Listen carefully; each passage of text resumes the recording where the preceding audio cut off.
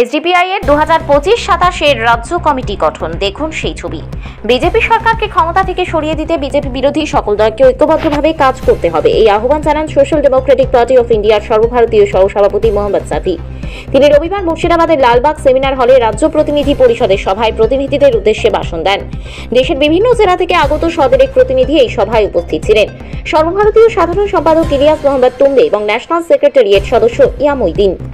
আজকের প্রতিনিধি পরিষদ আগামী 3 বছরের জন্য রাজ্য কার্যকরী কমিটি গঠন করে। 3 বছর পর পর দলের সাংগঠনিক নির্বাচন হয়। এদিন নতুন সভাপতি নির্বাচিত হন হাকিকুল ইসলাম, সহসভাপতি তাইদুল ইসলাম, স্বপন কুমার বিশ্বাস ও আব্দুল কাইয়ুম খান, সাধারণ সম্পাদক মোহাম্মদ হাসিবুল ইসলাম ও মোহাম্মদ কামাল বাসিরুজ্জামান, সাংগঠনিক সাধারণ সম্পাদক সুমন মণ্ডল, সম্পাদক মোহাম্মদ সারুর আলম মাসুদুল ইসলাম ও সাবনাম মুস্তারি, কোষাধ্যক্ষ মোহাম্মদ আফতাব আলম এবং 4 জন কমিটির সদস্য যথা হাবিবুর রহমান, মোহাম্মদ ইব্রাহিম, এম গোলাম মুর্তজা ও তুহিনা পারভিন। এদিনের রাজ্য প্রতিনিধি পরিষদে এই 15 জন সদস্যের রাজ্য কমিটি গঠন হয়। মুর্শিদাবাদ থেকে রহমতুল্লাহর রিপোর্ট, সবুজ বার্তা নিউজ। রাজ্যের সভাপতি পদ পেলেন এবং একটা দায়িত্ব, নতুনভাবে একটা দায়িত্ব পেলেন, কি বলবেন? আমাদের political party cadre base political party, এখানে আমি সভাপতি হয়েছি, তার বিশেষ কোনো আলাদা কোনো মেরিট নেই।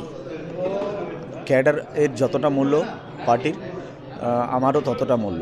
ফলে পার্টির টোটাল পশ্চিমবঙ্গের সমস্ত ক্যাডারকে ধন্যবাদ জানাচ্ছি। তারা তাদের পার্টির কাজে আরও বেশি একগ্র হোক, এই আহ্বান তাদেরকে করব।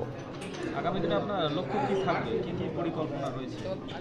আমরা জানি পশ্চিমবঙ্গ বর্তমানে হিন্দুত্ববাদের প্রতিযোগিতা চলছে।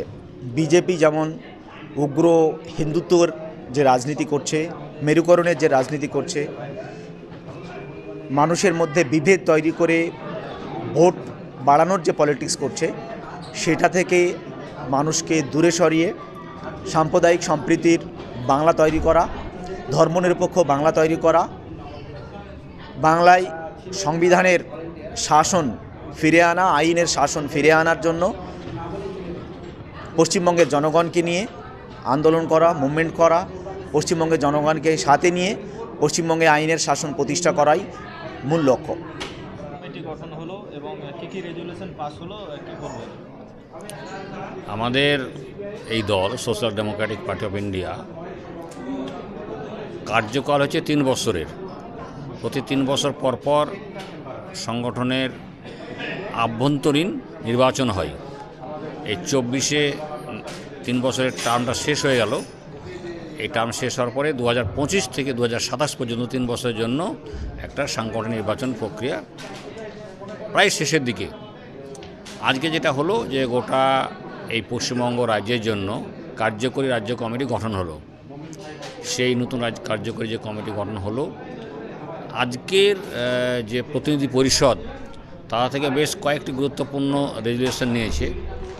তার মধ্যে একটা হচ্ছে এই যে সম্প্রতি দেখা যাচ্ছে যে মিডিয়ার একটা অংশ, বিশেষ করে কর্পোরেট পোষিত মিডিয়া, যাকে সবাই এখন বলছে গদি মিডিয়া, সেই গদি মিডিয়া মিথ্যা প্রচারের মধ্য দিয়ে মুসলমানদের বিরুদ্ধে, এই টার্গেটের লক্ষ্য হিসাবে তারা বলছে যে গোটা মুসলিম সমাজই আস্তে আস্তে সন্ত্রাসী হয়ে উঠছে।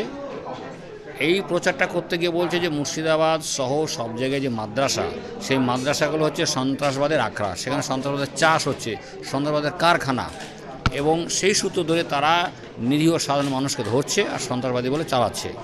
তো এই পুরো ঘটনার তীব্র বিরোধিতা করা হয়েছে আজকের এই প্রতিনিধি পরিষদের সিদ্ধান্তে।